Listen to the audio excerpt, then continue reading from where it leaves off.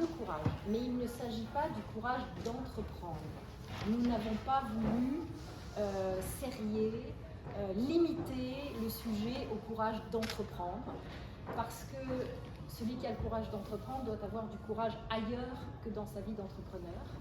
Et donc nous pensons qu'il s'agit d'une des plus grandes forces, qualités, vertus, tout ça, nous en parlerons lors du débat. Vous entendrez donc Cynthia Fleury qui a écrit un livre sur le courage, qui a beaucoup écrit d'articles sur le sujet aussi. Vous entendrez Jean-Louis Etienne, est-ce qu'on a besoin de parler de son courage, qui repartira quelques jours après d'ailleurs en expédition avec Polarpod. Donc on l'a en exclusivité cette année si je puis dire, parce qu'à quelques jours près il n'était plus disponible.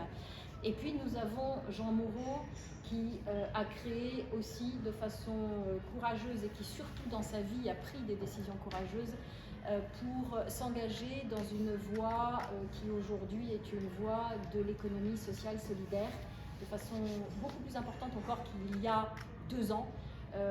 Pendant ces 2 ans, il a développé son entreprise, il fait partie maintenant d'une association de renommée internationale et on le voit un petit peu partout. Donc tout ça, nous vous en parlerons lors du débat qui aura lieu après les ateliers thématiques dont je vous ai parlé tout à l'heure. Donc atelier thématique l'après-midi,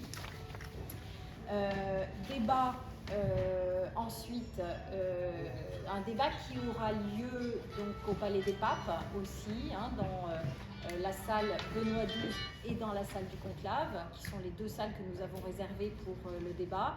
Débat qui sera animé par Jérémy, qui se présentera dans quelques instants tout à l'heure, et moi-même. Et ensuite, nous avons donc 2 possibilités. La possibilité 1, qui est celle que nous espérons tenir, buffet dînatoire dans la salle de la grande audience. Buffet dînatoire, ça veut dire debout, bien sûr, hein, d'accord.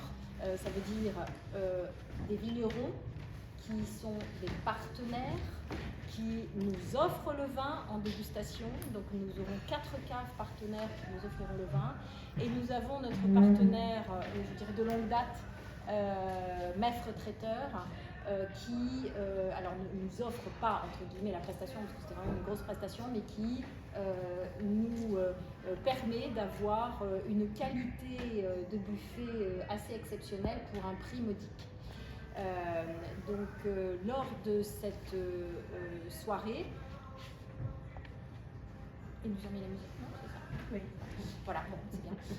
Lors de cette soirée, nous aurons la trentaine de réseaux, parce que maintenant il y a une trentaine de réseaux de chefs d'entreprise du secteur géographique qui sera a priori présent. Il y a 4 ans, nous avions 27 réseaux qui étaient présents, avec des stands et qui présentent chacun l'ADN de leur réseau et le pourquoi du comment on pourrait adhérer à l'un ou à l'autre. Ces réseaux seront présents aussi lors de cet événement. J'ai commencé à avoir les présidents en ligne au téléphone là très récemment et ils sont enchantés de pouvoir de nouveau participer à cette manifestation. Donc soit avec ce buffet dînatoire et les réseaux avec les stands, soit en dîner assis. Donc on a décidé ça hier justement, hein. Donc on fera quand même quelque chose, on fera un dîner assis puisque c'est possible. Et là on prendra 2 salles puisque dans la grande audience 700 personnes ne tiennent pas assises. Donc on prendra la grande audience et le Gantinel et on aura donc le dîner assis avec une présentation des réseaux quand même, parce qu'on met les réseaux à l'honneur. C'est très important pour nous de voir ce maillage aujourd'hui sur le territoire des réseaux de chefs d'entreprise et on mettra les réseaux à l'honneur.